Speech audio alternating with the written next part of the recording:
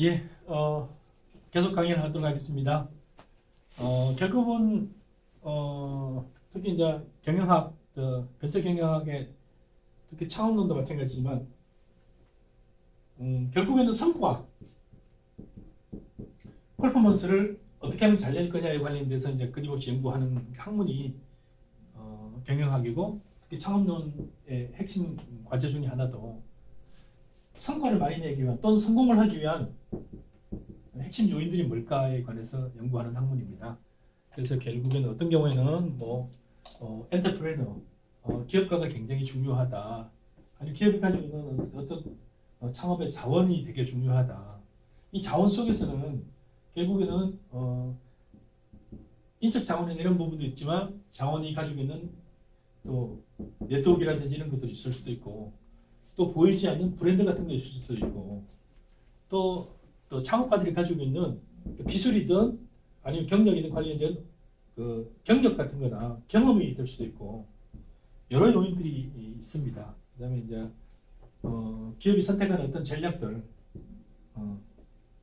기업이 속해 있는 산업과 기업이 구사하는 스트래테지 전략이 뭐냐, 기업이 속해 있는 산업이 뭐냐 등등 관련돼서 이제 연구하는 게 많이 있습니다. 특히 이제 한 몇 시간에 걸쳐서 계속했던 부분 중에 하나가 결국 이제 그 자본의 조달과 관련된 부분들, 특히 투자와 차익과 관련된 부분들, 특히 자본과 관련해서는 자본이라는 자체가 정해지는 것 중에 하나가 결국 주식회사 제도, 회사 제도가 어떤 역할을 하느냐. 자본주의와 사회주의를 나누는 그 분기점이 되는 그 핵심 역할 중에 하나가 결국에는 자본주의는 어떻게 하면은 자본주의는 자본의 생산성을 높일 거냐, 이렇게 관련된 부분입니다.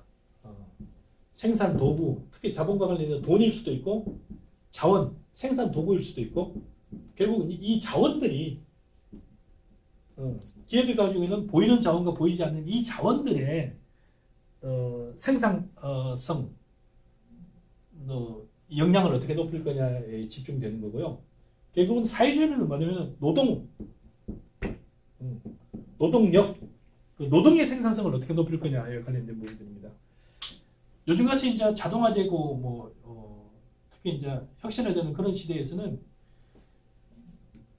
노동자들이 할 수 있는, 또 근로자들이 할 수 있는 대부분의 일들은 기계가 대체할 수 있는 그런 시대가 되었습니다.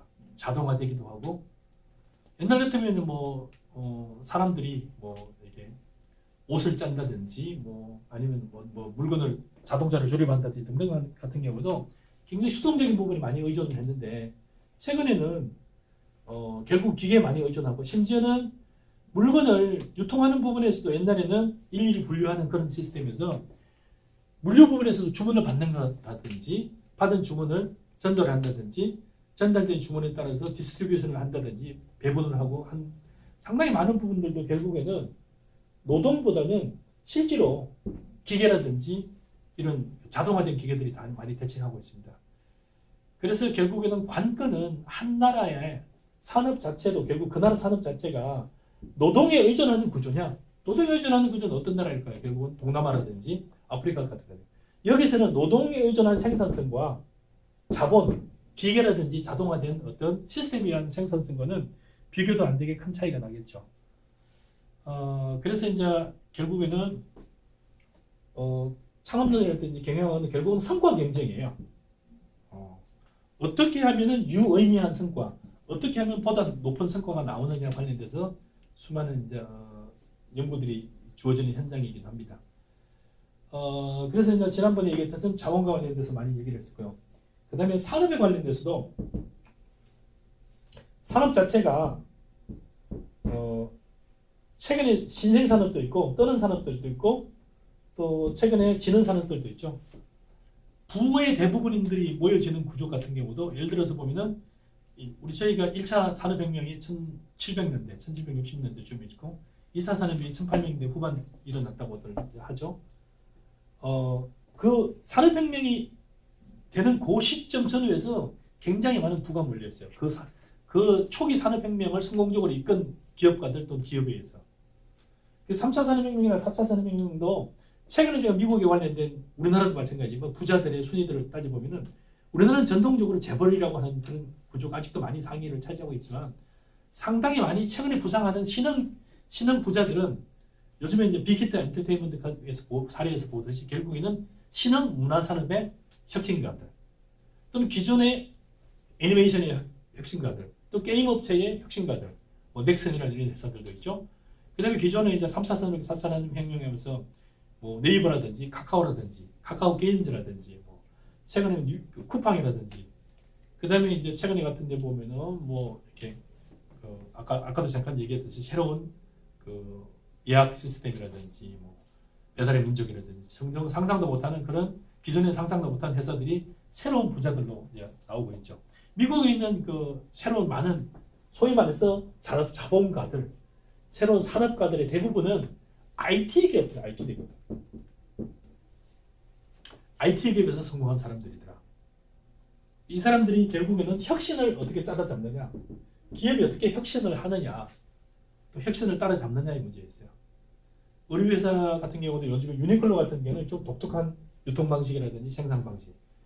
그리고 이제 자라 같은 회사들 같은 경우는 아만시오 오르테가라는 그 독특한 CEO가 굉장히 의류 자체는 전통적이고 올드한 산업이긴 하지만 그 자체에 의해서 패스트 패션이라는 새로운 시스템을 도입했어요. 패스트 패션은 뭐냐면은 빠르게 그 변화하는 그 고객들의 니드를 파악을 해가지고 그 니드에 맞춘 옷을 로컬라이제이션하는 거죠. 이태리에서 만들어가지고 전 세계에 뿌리는 게 아니라 각 지역 본부, 아시아 몇 군데 또는 유럽의 몇 군데에서 만들어가지고 아니 미주, 남미, 뭐 북미 등등에서 그 로컬 지역 본부에서 만들어가지고 어떻게 만드냐면 고객의 수요를, 고객의 니드를, 고객이 요구하는 요소들을 굉장히 파악을 해가지고 그걸 만들어서 적시적시 뿌리는 이런 시스템을 패스트 패션이라고 해요. 그래서 결국에는 굉장히 유명한 디자이너가 자기 컨셉과 자기 색깔과 자기 디자인을 가지고 만드는 게 아니라 고객들이 뭘 원하는지를 적합 파악해가지고 다품종 소량으로 만들어서 적시적시 뿌리는 그 시스템을 만드는 게 자라라는 그 의류, 전통적인 의류지만 자라가 도입한 시스템은 굉장히 혁신적인 시스템을 도입한 거죠. 그래서 자라라는 회사가 의류의 회사의 대부분이 망했어요. 왜냐하면 의류 단가 자체가 점점 낮아지고 뭐 경쟁이 심해지고 마진이 많지 않고 이러다 보니까 굉장히 많은 회사가 망했는데 자라는 패스트 패션이라는 독특한 컨셉을 결국에는 고객의 니드를 빅데이터를 통해서 계속 수요를 조사하는 거죠. 조사된 수요를 가지고 계속 디자이너들한테 전달하고 디자이너들은 거기에 맞는 의류를 계속 만들어 가지고 빠르게 뿌리는 이 패스트 패션 전략을 통해 가지고 굉장히 의류의 강자로 살아남고 굉장히 여전히 성과를 많이 내고 있습니다. 그래서 아만시아 오르테가 같은 한때는 작년 초 같은 거 조사해 보니까 부자 순위 뭐 1, 2위를 다투기도 하고 뭐 이렇게 부상을 하고 있습니다. 여기 이런 회사 같은 경우는 기본 전제가 노동의 생산성을 하는 것보다는 이 속에는 의류 속에는 혁신성을 계속 가미하는 거죠. 혁신이라는 건 뭐예요? 혁신 속에는 고객의 의사를 반영할 수 있는 시스템을 반영하는 거죠. 여기서 이제 가장 자라에서 가장 싫어하는 컨셉 중에 하나는 자기 고집을 자기만의 디자인을 고집하는 것. 바꿔 얘기하면 여기서 회사에서 잘라야 되는 사람들은 누구냐면은 회사에서 버려야 될 인재는 인재 중에서 어떤 인재냐면은 자기 거를 계속 고집하는 사람은 해고 영순입니다. 해고 1순위가 자기 것을 고집하는 사람들이다. 결국 산업 내에서도 산업 간에도 예를 들어서 신발 산업이라든지 뭐 의류 산업 같은 경우도 산업 같은 경우는 사양 산업이지만 사양 산업 가운데서도 부상하는 산업이 있을 수도 있는 거죠. 그 산업 내에서 혁신을 달성할 수 있다면 혁신이라는 것은 뭐죠? 기존의 사고방식을 버리고 새로운 사고방식으로 바꾸는 거죠. 그래서 산업 자체 같은 경우도 또 눈여겨봐야 될 것은 굉장히 사양 산업이다. 사양 산업이 다 망하는 건 아니에요. 그래서 이제 경영 전략에 관한 또 다른 밑에 연구들 같이 묶여서 나오는데 아예 인더스트리를 연구하면은 성과 어디서 성과를 많이 내는지 알 수 있느냐라고 얘기하는 사람도 있는 반면에 아이를 연구해서는 인더스트리를 연구해서는 성과를 찾아낼 수 없다고 했어요. 왜냐하면 그 산업은 사양이지만 결국에는 그 기업이 구사하는 전략에 따라서 똑같은 회사 내 텔레비전 회사 다 망했어야 되잖아요. 근데 텔레비전 회사 중에 살아남아서 더 성장하는 회사들도 있잖아요. 그래서 결국에는 산업 자체가 사양 산업이 망하는 게 아니라 산업 자체가 보다는 그 기업이 가지고 있는 고유한 자원이 더 중요하더라. 그 기업이 하는 고유한 전략이 더 중요하더라. 그래서 이거는 경영학 큰 이론이 나뉘고 있어요. 이거는 산업 기반 이론이라는 게 산업 이론이라는 게고, 이거는 산업 기반 이론가들은 학문적으로는 IO 학파라고 그래요. 이거는 뭐냐면 인더스트리 오가니제이션. 산업과 조직에 따라서 성과가 결정된다라고 주장하는 게 산업 학파예요. 그 다음에 리소스 베이스드 뷰. 리소스 베이스드 뷰는 뭐냐면 자원 기반이라고 얘기하는데, 같은 산업 내에서도 IO 학파는 설명을 못한다. 왜냐하면은 같은 산업 내에서도 성공하는 업체는 뭐라고 설명할 거냐. 그래서 얘기하는 거는 리소스 베이스드 뷰는 같은 산업 내에서도 기업만이 가지고 있는 그 기업이 가지고 있는 독특한 자원에 따라서 달라질 수 있다. 성과가. 그래서 이건 RBV파라고 해요. RBV. 리소스 자원이거든요. 베이스드 뷰. 그래서 경영학에서는 RBV라고 해요. 리소스 베이스드 뷰. 그래서 어떤 논문들은 리소스 베이스드 뷰에 따라서 기업을 분석할 때 이렇게 하기도 하고, 어쨌든 개별 산업, 사양 산업이라 하더라도 뜰 수도 있고, 엄청 뜨는 신흥 산업 중에서도, 아니 그럼 애니메이션 회사들 같은 경우는, 아니 게임 회사들 같은 경우 다 성공해야 되는 거 아니에요. 게임 회사들 중에서 몇 개만 성공하고 나머지 다 망하기도 하고 그러잖아요. 그래서 결국에는 그 기업이 가지고 있는 그 고유한 자원이 되게 중요하더라. 또는 그 기업이 가지고 있는 구사하는 전략들이 되게 중요하더라. 이렇게 이어질 수 있는데요. 그래서 RBV와 관련돼서 연구들 경영 전략에서도 하겠지만, 기본적으로는 일단 그렇게 하고 지나가는 게 나을 것 같아요. 그래서 자원에 관련돼서는 제가 몇 가지 얘기를 했던 게, 자원이 도대체 뭐냐? 그래서 자원으로서의 그 경쟁 우위를 가지기 위한 기본 조건은 가치가 있어야 되고, 희소해야 되고, 모방이 불가능해야 되고, 결국에 그게 조직화되어 있어야 된다. 그래서 VO라고 그랬죠. VIRO라고 얘기했어요. 그래서 밸류업을 해야 되고, 그 다음에 하드 투 이미테이트 하고 레어 해야 되고, 그 다음에 이게 올거나이즈 돼야 된다. 기업 내부화 자원으로 돼야 된다. 떠돌아다니지 않아야 된다는 얘기죠. 자원의 종류에 관해서는 물적 자원도 있을 수 있고, 재무 자원에 관해서 제가 수없이 얘기를 했죠. 그래서 결국 투자냐, 그 다음에 기업이 가지고 있는 자금의 정도 이런 것들 얘기했고, 기술 자원, 그 다음에 명성 자원. 명성 같은 경우도 여러 가지죠. 기업 같은 경우도 기업 내부의 직원들이 니네 회사 다닐만 하냐 했을 때 월급은 비슷한데 걔래도 괜찮아. 왜냐면은 우리 회사라고 얘기하면은 밖에서 알아주거든. 그러면 이게 뭐예요? 요즘 젊은 친구들이 가장 가고 싶어하는 직원 회사가 어디예요? 옛날에는 당연히 삼성전자였어요. 최근에는 상당히 많은 사람들이 저는 뭐 카카오를 가고 싶어요. 네이버를 가고 싶고요. 옛날 같으면 삼성전자 아니면 SK텔레콤 이랬었어요. 요즘 젊은 사람은 그런 거 찾지 않아요. 이게 뭐예요?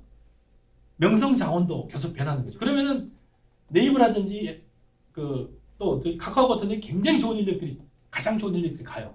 그럼 그 회사는 어떻게 되세요? 그 회사 내에서 또 다른 혁신이 일어날 수 있는 여지가 있는 거죠. 좋은 자원이 몰리니까. 미국 같은 경우는 실리콘밸리 쪽에서 굉장히 많은 혁신이 일어나는 이유가 뭐냐면은, 굉장히 좋은 기술 인력들이라든지 또는 MBA 인력들이라든지 굉장히 좋은 사람들이 어디 가고 싶으냐, 너 어디 취직하고 싶어 했을 때 가장 1순위가 어디냐면요, 실리콘밸리의 벤처기업이에요. 그 다음에 IB라고 그래요. 인베스트먼트 뱅킹이라고 그래요. 골드만삭스라든지 이런 데 있잖아요. 메릴린치. 이런 투자회사를 가고 싶어요. 그런 굉장히 200년 이상 전통된 굉장히 월급도 많이 주는 회사인데, 훨씬 더 월급을 적게 주는 대신에 굉장히 성공 가능성이 높아요. 스탁 옵션 이런 것들 많이 주기 때문에. 실리콘밸리 벤처기업들 같은 경우는. 그래서 이거 찾는 이유가 뭐냐면은, 그냥 골드만삭스 가고 싶어요 하는 것도 있겠지만, 이거는 뭐예요? 골드만삭스의 명성을 바라보는 거죠. 그 대신 또 다른 업체들은 뭐예요?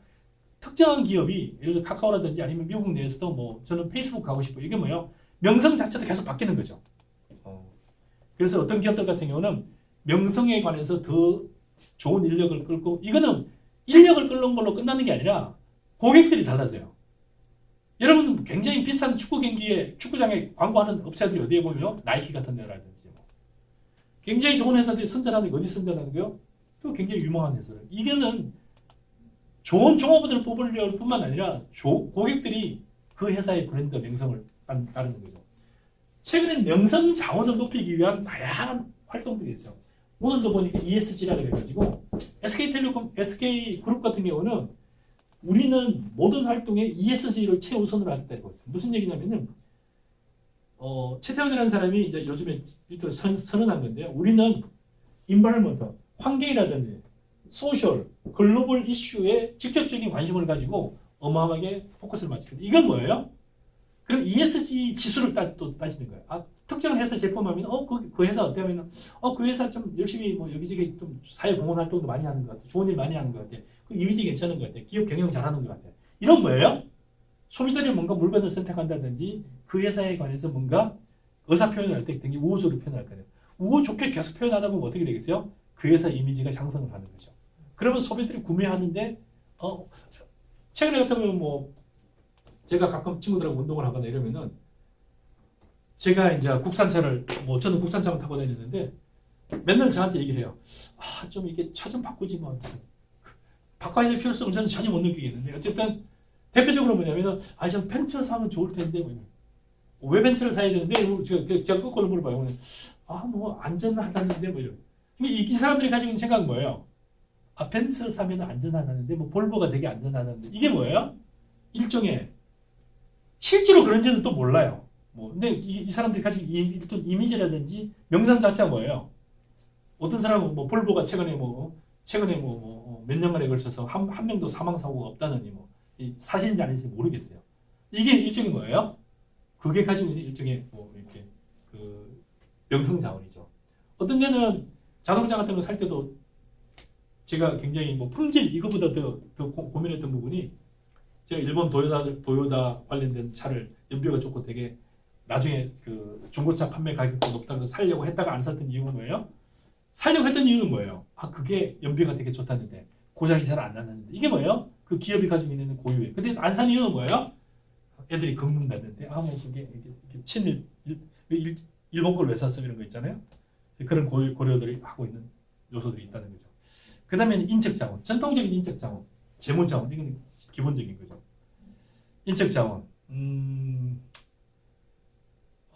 피터 드러커 얘기도 제가 했습니다만 결국에는 피터 드러커가 했던 게 크게 세 가지가 있잖아요. 첫 번째는 타임, 인구와 연령 구조. 두 번째 스페이스. 결국에는 글로벌라이제이션, 인터내셔널라이제이션. 마지막으로 제가 세 번째 했던 게 결국 P였어요. 사람에 관한 거였는데 결국은 퍼스널 관련된 거는 결국에는 미래를 좌지우지하는 다음 세대가 어떻게 될 건지를 좌지우지하는 거는 결국에는 사람인데 사람이 뭐냐면은 특화되고 전문화된 사람이 되게 중요하다. 우리 회사 내에 사람이 있다는 가 몇 명 있다는 게 중요한 게 아니라 우리 회사는 누가 있는데요. 실제로 사업 계획서 같은 거 볼 때나 우리 회사 자체도 마찬가지예요. 회사가 조금 안 좋아진다 했을 때 직원들의 이제 충성도라든지 조직 만족도라든지 이직 의도 같은 거 놀릴 때 항상 인적 자원들의 온도를 측정해 봐요. 니네가 이 회사에서 어느 정도 충성도를 가지고 있는지. 사실은 회사가 약간 휘청거리든지 안 좋아지기 시작하면 누가 나갈 것 같아요? 보통의 회사가 약간 슬라이딩 지금 꺾이기 시작하고 약간 안 좋아지기 시작해. 그럼 누가 나가요? 가장 핵심 인력이 제일 먼저 나가요. 왜 먼저 나가요? 얘들은 갈 데가 되게 많거든요. 안 좋아지는 회사에 마지막까지 남는 사람이 누구예요? 조금 말을 심하게 하면은 쓰레기 같은 사람은 남아있는 거예요. 왜요? 갈 데가 없으니까. 결국은 이 평가를 뭘로 하는지는 모르지만 우리 회사는 인력이 많아요가 아니라 우리 회사는 그래서 사업 계획서 같은 데도 보면은 여기 창업 같은 거 창업 자금 조달할 때는 우리 회사는 이런 사람이 있습니다 할 때는 기술 인력이 없고 핵심 인력이 누구고 뭐가 어떻고 실제로 대학들 같은 경우는 어마어마하게 인적 경쟁을 해요. 이때 경쟁은 무슨 경쟁이에요? 논문을 가지고 경쟁을 하기도 심지어는 입학생을 가지고 경쟁. 우리 학교는 되게 유명한 그 탤런트 있잖아요. 걔가 왔어. 연영과 같은 건 되게 중요하잖아요. 우리 회사는 무슨 게임에서 1등 하는 애 있잖아요. 걔가 와 있어. 그럼 뭐야? 그래? 그 새로운 그 예비 지원자들이 있는 사람들이 굉장히 영향을 받치는 거예요. 최근에 사실은 여러분들이 알고 있는 그러니까 연극영화과. 연극영화과 어떻게 이해하는지는 모르지만 어쨌든 연극영화과 같은 데 경쟁력이 되게 세잖아요. 최근에 특이 부상하는 어떤 학교가 있어요. 그 학교는 학위점도 없어요. 학사도 없어요. 근데 엄청나게 유명한 데가 한예종이라고 있어요. 한국예술종합학교인가요? 거기는 뭘로 유명한 거예요? 거기 들어가면 애들이 연기를 되게 잘한다는데 거기 들어가면 끝나는데 생긴 지는 제가 있을 때는 그런 학교가 없었던 것 같은데 최근에 뭘로 엄청 누리는 거예요? 명성자원과 인적자원이 계속 같이 묶여가지고 그 학교의 연극영화과의 브랜드가 엄청 높아지고 있어요. 그래서 창업을 할 때나 또는 기업을 유지를 할 때나 또는 기업을 성장을 할 때 사람들이 많이 보는 게 동료들도 많이 보는 게 뭐예요? 우리 회사 갔더니 애들이 지금 진짜 괜찮아. 나는 뭐 이렇게 되게 자부심을 가지는 나는 완전히 뭐 중간도 못 가 이렇게 하는 게 경우는 뭐예요? 우리 회사 핵심 인력이 되게 좋다는 얘기. 갔더니 어떤 애는 난 보통의 다른 회사 가면 보통밖에 안 되는데 야 이 회사 갔더니 내가 제일 나은 것 같아. 그게 뭐예요? 회사 굳혔다는 얘기잖아요. 그래서 그런 등등의 부분도 내부자는 회사 인적을 사항을 어떻게 볼 거며 외부자는 어떻게 볼 건지에 관해서 굉장히 중요한 포인트가 인적사항이에요. 여러분 논문에서는 이걸 활용할 거는 생각해 보세요. 만약에 내가 회사 내부자다. 그럼 뭐라고 물어봐요? 우리 회사는 괜찮은 사람들이 많다. 우리 회사 기술력은 대단하다. 우리 회사 CEO들은 뭐 CEO에 관한 인적도 평가다. 우리 회사 CEO들은 뭐 이렇게 뭐 전략적 선택을 잘한다.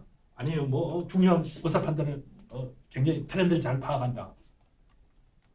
그 반대는 뭐예요? 우리 회사 CEO는 굉장히 기회를 잘 놓친다. 트렌드를 잘 파악하지 못한다.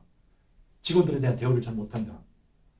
그래서 이게 내부에서 바라보는 그 논문에 관한 변수인지 외부에서 만약 그 회사 평가할 때는 어떻게 할까요? 그 회사는 뭐예요? 최고 인력들이 다니려고 한다. 그 회사는 좋은 인력이 많다. 그 회사 인력들은 친절하다. 사실 여러분 백화점들이라든지 어느 서비스업 식당이라든지 이용하는 것 중에서 여기 안 와 했을 땐 뭐예요? 자, 그 식당을 이용 안 하는 이유가 뭘까요? 갔는데 음식이 맛이 없어. 또는 뭐예요? 갔는데 불친절해. 갔는데 좀 지저분해. 이 식당을 하나 가더라도 가기도 하고 안 가기도 하는 결정적인 요인들이 있잖아요. 그죠? 음식 맛도 있을 수도 있고, 분위기 좋아. 너무 시끄러워. 이 하나하나가 일종의 다 변수잖아요. 그죠? 기업을 평가할 때도 기업의 자원에 관련돼서 인적 자원은 그거예요. 그 회사는 우리나라 최고 인력들이 가더라. 그 회사는 나도 가기 싫어. 나도 때리고 싶어. 그래서 그거를 내부자에서 평가하는 건지 외부자에서 평가하는지를 정확하게 분석할 필요가 있어요. 그래서 인적 자원은 자원의 관점에서 굉장히 중요한 여러분의 논문 토픽 중에 하나다. 그 다음에 조직 자원이에요. 조직 자체 같은 경우는 조직 자체가 그 회사는 굉장히 공평하게 대우를 잘한다 일 수도 있고 그 회사는 지네 친척들만 이용한다 할 수도 있고 성지시킨다. 지네 친척끼리 다 해먹는다 할 수도 있고 그 회사는 월급을 많이 준다 할 수도 있고 그 회사는 기술 인력을 되게 대우한다 할 수도 있고 결국 이제 그 그 회사의 조직들이 공평한지 시스템이 잘 돌아가는지 합리적인지 이런 거와 관련돼서 이게 일종의 나중에 뭘로 되는 거 일종의 자원이 되는 거죠. 그 회사는 정말 다니고 싶어 되는 거죠. 그래서 그 조직 자원도 하나의 자원의 종류 중에 하나다. 특히 이제 창업 기업들 같은 경우는 초기 기업들, 창업론에서 다루는 창업 기업들 같은 경우는 실제로는 이제 자기의 자본이 많지 않잖아요. 아직 만든 지 오래되지 않았으니까 결국에는 외부의 자원들을 얼마나 활용을 잘하느냐. 그래서 자금 조달하는 그 원천이 좀 다양하느냐. 그 다음에 이제 우수한 인력이나 기술 인력들을 확보하고 있느냐. 내부의 결속도를 잘하느냐. 그 다음에 자율성이나 창의성을 존중하느냐. 시스템이 합리적으로 사람들을 평가하고 업무를 평가하고 성진이나 보상을 평가하느냐 등등에 따라서 굉장히 많이 좌지우지되는 그런 특성을 가지고 있습니다. 그래서 제가 얘기한 이런 요소들이 창업론이라는 걸 고민할 때 개별 요소들이고 여러분 혹시 이거 관련해서 논문을 쓰거나 연구를 할 때도 또 고려할 요소들 중에 하나입니다. 그래서 제가 PPT에서도 수업 자료에서도 준 여러 가지 자료들도 있겠지만 한번 참고하시기 바랍니다. 그 다음에 결국에는 이제 이렇게 산업 구조에 다시 넘어오면 결국에는 산업 구조 같은 경우는 지난번에 잠깐 얘기했지만 특정한 산업이 그 산업 내의 경쟁 환경 같은 것들이 굉장히 다양하거든요. 그래서 산업 내의 경쟁자라든지 공급자, 수요자, 구매자, 그 다음에 이제 잠재적 기업들 대체제가 있는지 없는지 등등에 관해서 얘기를 했던 것 같아요. 그래서 이거 관련돼서는 마이클 포트가 얘기했듯이 한 산업에 5가지 위협을 얘기할 때 five forces라고 얘기했는데 결국에는 그 기업의 그 산업의 경쟁 강도가 어떻게 되느냐 산업 구조를 분석할 때 쓰는 방법입니다. 진입장벽제가 얘기를 했던 것 같고요. 그 다음에 이제 전략들. 자, 기업이 구사하는 창업기업이나 창업하는 데서 시장의 초기에 창업을 고려할 때도 마찬가지고 초기 창업 이후에 많이 고려한 것 중에 하나가 기본적인 이제 경쟁 전략이 뭐냐면은 차별화를 하는 거예요. 차별화를 하는 게 뭐예요? 우리 동네는 치킨집이 되게 많은데 내가 또 치킨집을 하나 더 차려. 우리도 커피숍이 많은데 커피숍 하나 더 차려. 아니면 핸드폰 액세서리를 만드는데 기존에 많이 나오는 핸드폰 액세서리와 다르게 나는 뭘 만들고 싶어. 그래서 여러분 논문도 마찬가지예요. 매번 찾아와서 학생들이 주로 논문에 관해서 얘기를 할 때 가장 많이 하는 게 어느 분야 논문을 쓸 건데 라고 물어보고 그 다음 제가 두 번째 물어보는 게 그것 쪽에서 선행 연구를 한번 찾아봤느냐 하면서 네가 쓰려고 하는 논문이 전혀 새로운 논문인지 아니면 기존의 논문과 비슷한 논문인데 방향이나 연구 방법이나 뭔가를 다르게 만들고 싶은 건지 이걸 뭐냐면 차별화예요. 그러니까 기존 논문과 네 논문이 무슨 차이가 있는데 차별화가 안 되면 사람들이 사겠어요? 신발이 있는데 신발이 밋밋해. 그럼 그거 사겠어요? 그래서 그거는 기술의 혁신을 통해서 차별화를 하든지 아니면 뭔가 거기에 뭔가 고려 요소가 차별화된 포인트가 되게 많잖아요. 그죠? 그래서 심지어는 축구공을 사든지 배드민턴 채를 사든지 골프 공을 이용하든지 간 사람들이 쓰는 게 있어요. 나는 겨울에 색깔 있는 공이 치기 좋던데 이럴 수도 있고요. 운동화 편하던데 저도 운동화에 관해서 신발에 관해서 굉장히 좀 발이 예민해가지고 발에 약간의 하자가 있어가지고 제가 이제 이 머리끝부터 발끝까지 중에서 제일 신경을 많이 쓰는 게 신발이에요. 여러분도 제 신발이 되게 후줄구리해 보이지만 후줄구리한 신발을 살 수밖에 없는 게 제가 이 발바닥에 약간 문제가 있어가지고 어릴 때는 이 발바닥에서 이 뼈가 자라가지고 제가 그 대학교 때 이게 발끝에서 이렇게 뼈가 자라는 거예요. 그래서 그 옆을 이 칼로 찧어가지고 점으로 뼈를 깨냈어요.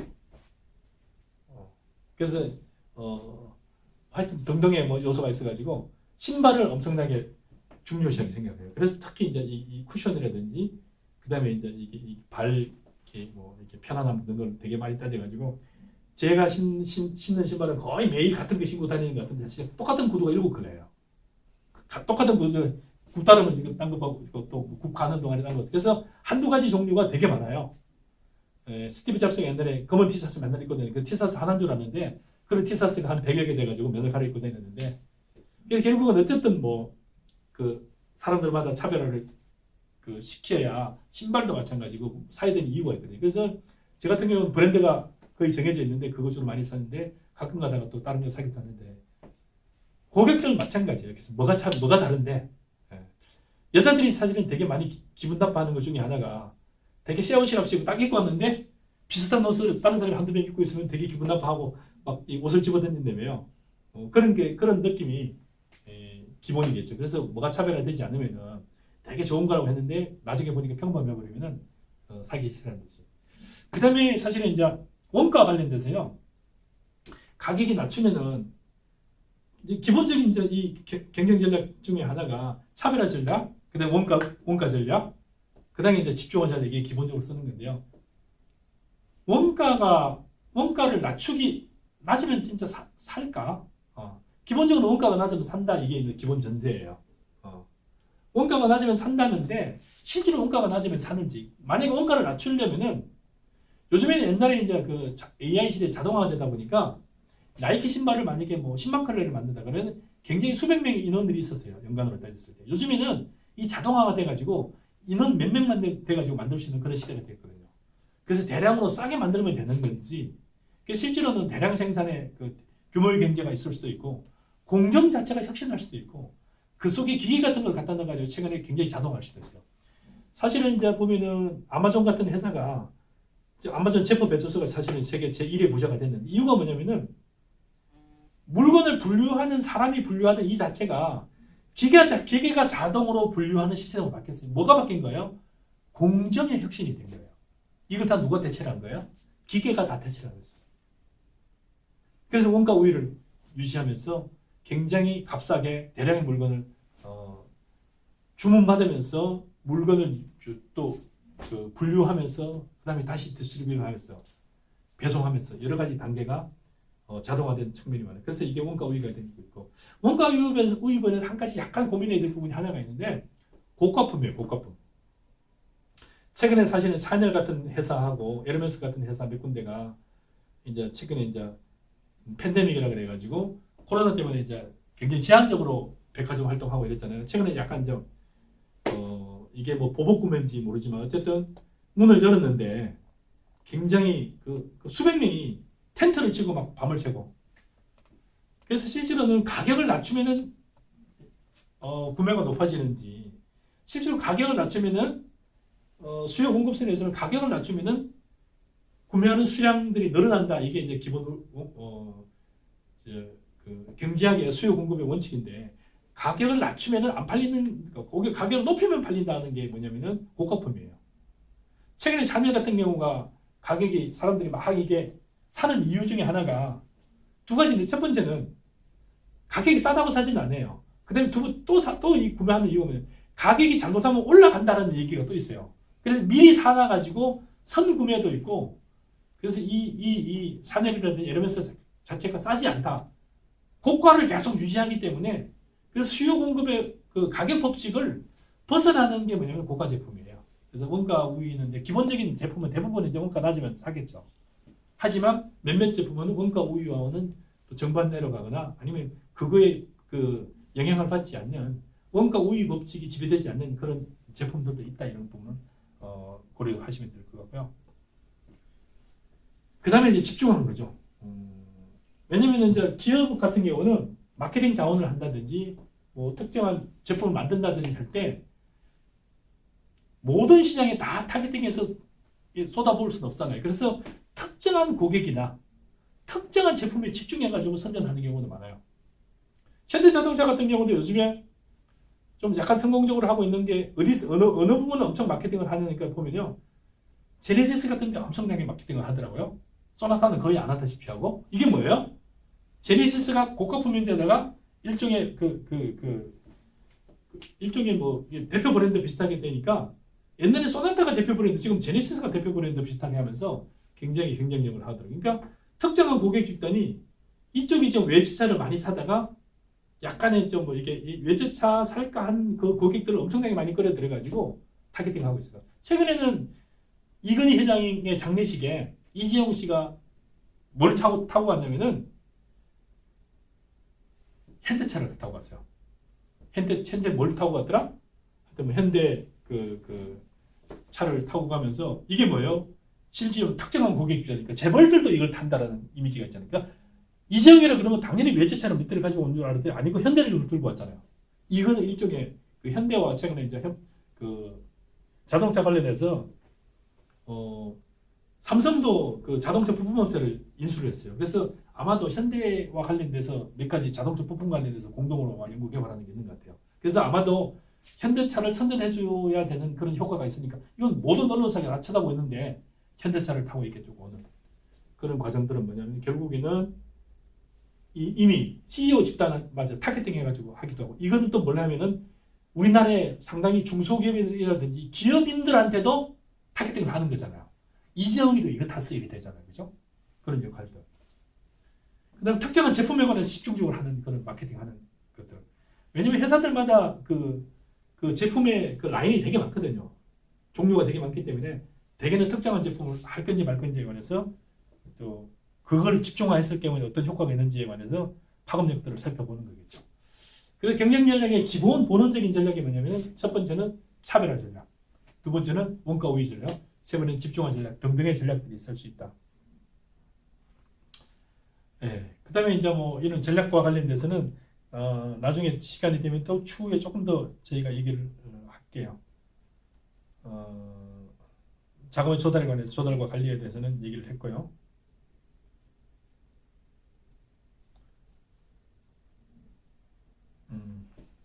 다음 시간에는 제가 이제 마케팅하고 조직 관리 부분에 관해서 조금 얘기를 할게요. 특히 이제 오늘날에는 마케팅의 중요성들이 점점점 또 중요해지고 있거든요. 그 다음에 이제 창업기업이나 벤처캐피탈 같은 경우가 자금 조달과 약간 관련된 부분인데 마지막으로 한 가지 부분만 테마만 더 얘기하고 오늘 끝낼게요. 첫 번째는 벤처캐피탈이고요. 그 다음에 엔젤. 벤처캐피탈은 뭐냐면은 원래 벤처 캐피탈이거든요. 벤처 자금이에요. 실제로는 무슨 보통 명사가 되냐면은 벤처 기업에 투자를 하는 투자 전문 회사를 벤처 캐피탈이라고 해요. 우리나라 한 250개 정도 있는데 결국 이 기업들이 얼마나 좀 활성화되어 있느냐에 따라서 실제로 이제 이 기업들이 벤처 기업에 실제로 투자를 하거든요. 그래서 얼마나 열심히 잘 투자하고 잘 선정을 하는 게 이 벤처 캐피탈 같은 경우는 자기의 자본금도 있지만 외부 자금들을 많이 모아서 펀드를 만들어요. 그래서 이 자본을 조달하는 기능과 조달된 자금을 투자를 하는 기능, 투자를 하기 전에 심사를 해요. 자본을 조달하는 기능과 심사를 하는. 그리고 세 번째는 벤처캐피탈은 투자한 기업들을 관리하고 이 또 자문하고 마케팅을 도와주는 거. 그래서 자금을 조달하기도 하고 조달된 자금을 주기 위해서 심사를 하기도 하고 심사해서 투자된 그 자금을 준 기업들한테 그 기업의 마케팅이라든지 기술이라든지 네트워크라든지 등등의 자문을 하는 그런 역할들을 해요. 그래서 실제로는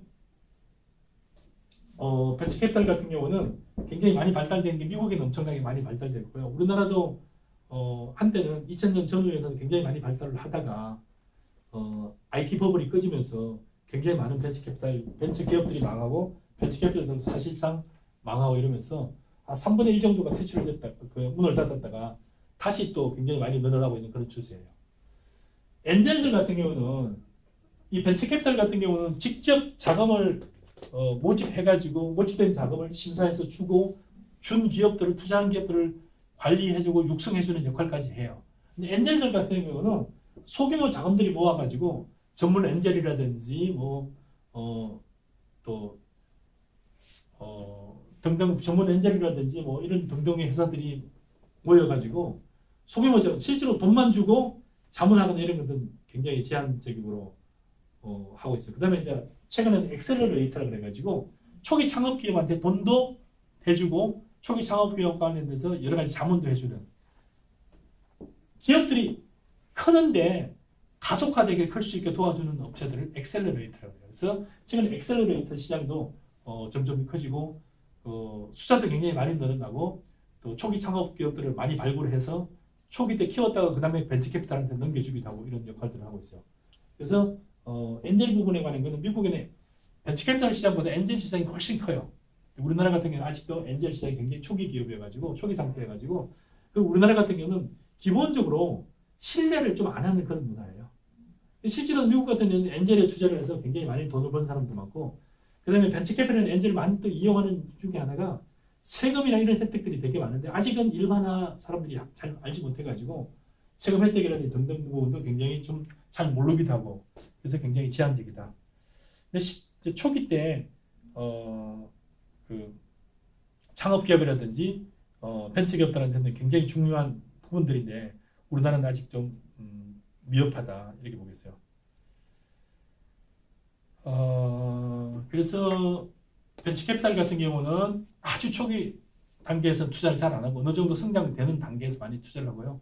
엔젤 같은 경우는 소규모 자금들이고 그다음에 이쪽에는 초기 단계를 많이 선호를 해요. 그리고 형태 자체가 이 벤처캐피탈은 회사 형태나 조합 형태로 많이 모집을 하고 그다음에 엔젤 같은 경우는 클럽이라든지 이런 쪽으로 많이 또 이렇게 모으고 이렇게 해요. 그래서 우리나라 같은 경우는 엔젤과 벤처캐피탈 같은 경우도 창업 기업이나 초기 기업에 굉장히 자금이 돌아가는 굉장히 중요한 역할을 하는데 엔젤 시장은 아직도 좀 초기 단계다. 그다음에 이제 엔젤과 유사한 업체로는 엑셀러레이터라는 업체들이 좀 활동을 하고 있다. 그래서 엑셀러레이터 같은 경우도 엔젤 자금들을 모아가지고 초기 창업 기업에 투자를 하기도 하고 세금 혜택을 받기도 하고 그런 역할들도 점점 변하고 있어요. 우리 학교 졸업한 학생들도 몇 명은 지금 엑셀러레이터라든지 이런 회사들을 차려가지고 활동하는 친구들도 있고 또 벤처캐피탈 업계에 또 활동을 많이 하는 친구들도 저희 학교 학생들도 있고 그래요. 그래서 우리 학교에 다니는 여러분들 같은 경우는 엔젤과 벤처캐피탈도 이해할 뿐만 아니라 이 시장 자체도 좀 한번 들여다볼 필요가 있다. 그리고 여러분이 졸업한 이후에 또 다니는 이후에 여러분이 전문 엔젤로 활동할 수 있고 엑셀러레이터로 활동할 수 있고 경우들은 벤처캐피탈에 들어갈 수도 있고 벤처캐피탈에 돈을 넣어서 투자를 할 수도 있고 그런 다양한 여건들이 있다. 그리고 여러분들이 초기 창업 기업들한테 자문을 한다 그러면은 엔젤을 이용할 건가, 엑셀러레이터를 이용할 건가, 벤처캐피탈의 회사를 이용할 건지에 관해서도 여러분들이 비교하면서 어떤 장단점들이 있는지 또는 어떤 역할들을 할 수 있는지 등등을 살펴보는 것이 되게 중요한 것 같습니다. 오늘 수업 여기까지 하고요. 다음 시간에는 마케팅 좀 하고 기업의 조직 관리에 대해서 조금 얘기를 하도록 하겠습니다. 어느덧 뭐 한 학기가 거의 다 끝나가고요. 여러분 얼굴을 보면서 좀 얘기를 좀 다양하게 하고 싶었는데 쉽지 않은 것 같아요. 잠깐 수업 듣는 학생들 중에서 혹시 4학기 다니는 사람들 같은 경우, 학생들 같은 경우는 12월 중순쯤에 여러분들이 뭐 6학기든 7학기든 8학기든 간에 졸업할 논문 토픽을 가지고 발표해야 되는 그런 과정들이 있거든요. 그래서 준비를 좀 하세요. 그래서 여러분들한테 또 주어진 과제가 선행 논문을 보고 분석을 하는 게 여러분의 과제잖아요. 그래서 이왕이면은 여러분이 관심을 가지고 있는 그 토픽에 관해서 논문들을 분석을 하고 또 논문들을 요약 정리해서 올리는 그런 연습을 하기 바랍니다.